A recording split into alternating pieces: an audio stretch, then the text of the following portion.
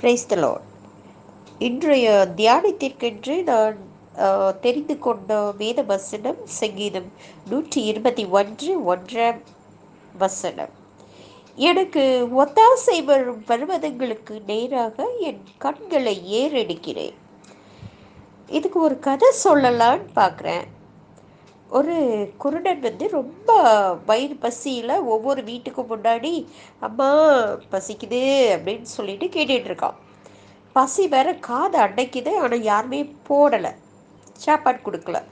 உடனே தட்டு மாதிரி ஒரு பெரிய வீட்டில் அப்படி தட்டி தட்டி கண்டு வேற அவனுக்கு தெரியாதா, படியில் அந்த 10 படி இருக்குது, அதை தட்டு மாதிரி அப்படி தடவி தடவி மேலே போயிடான்.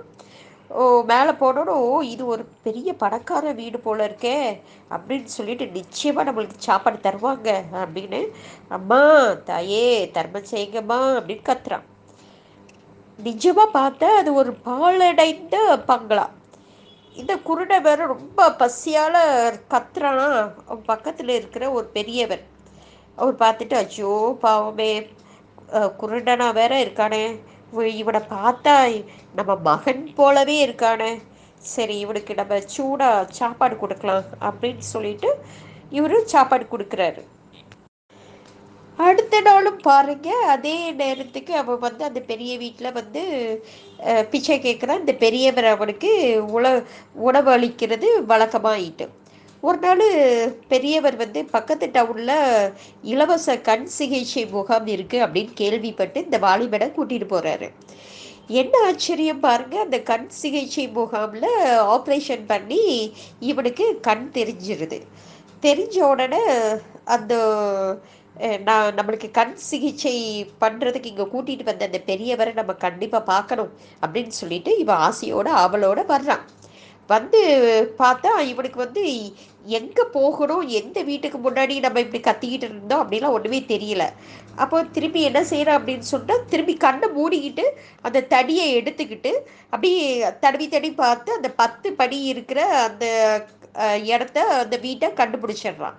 கண்ணை திறந்து பார்த்தா அது ஒரு பாழடைந்த பங்களா அப்படின்னு கண்டுபிடிச்சி அதிர்ச்சி அடைகிறான்.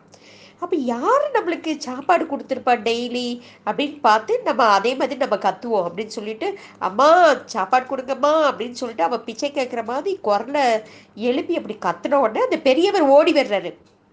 ஓடி இவனுக்கு பார்வை அடைஞ்சவனா இவன் வந்திருக்கானே அப்படின்னு சொல்லிட்டு அவனை கட்டி பிடிச்சி அவனுக்கு முத்தம் கொடுக்குறாரு. உடனே நீங்கள் தான் எனக்கு சாப்பாடு தந்தீங்கதா? ஆமாம், நான் தான் உனக்கு டெய்லி சாப்பாடு தந்தேன், நீ என் மகன் மாதிரி இருக்கல்ல, அதனால தான்.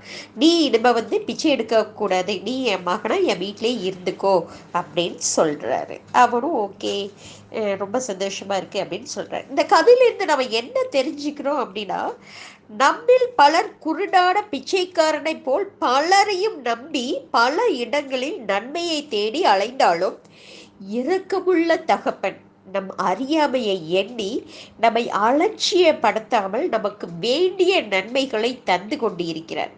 வேதத்தின் மூலமாக நம் கண் திறக்கப்படும் போது நாம் நம்பின இடத்தில் இருந்து நன்மைகள் வரவில்லை, கர்த்தரே இதுவரை நம்மை போஷித்திருக்கிறார், அவர்தான் நம்முடைய உண்மையான தகப்பன், இனி நாம் எங்கும் அலைந்து திரிய வேண்டிய அவசியமில்லை என்று முடிவை புரிந்து கொள்கிறோம். எல்லா நன்மைகளுக்கும் மூல காரணர் கர்த்தர் ஒருவரே. பிச்சைக்காரர்களைப் போல அழைந்த நம்மை உரிமையுள்ள கர்த்தரின் பிள்ளைகளாக்குகிறார். ஸோ நம்ம என்ன செய்யறோம் அப்படின்னா, அனுதினமும் வேதத்தை வாசித்து சகல நன்மைகளுக்கும் மூல காரணராகிய இயேசு கிறிஸ்துவின் பிள்ளைகளாக வாழ பிரயாசப்படுவோம். ஜெபம். அன்புள்ள தகப்பனே, உங்களுடைய பிள்ளைகளாக வாழ்கிறதுக்கு எங்கள் கரம் பிடிச்சு வழி நடத்துங்க. எல்லா துதிகட மகிமையாவே உமக்கு மாத்திரமே செலுத்துகிறேன். இந்த இயேசுவின் நாமத்தில் எங்கள் ஜெபங்கள் பிதாவே.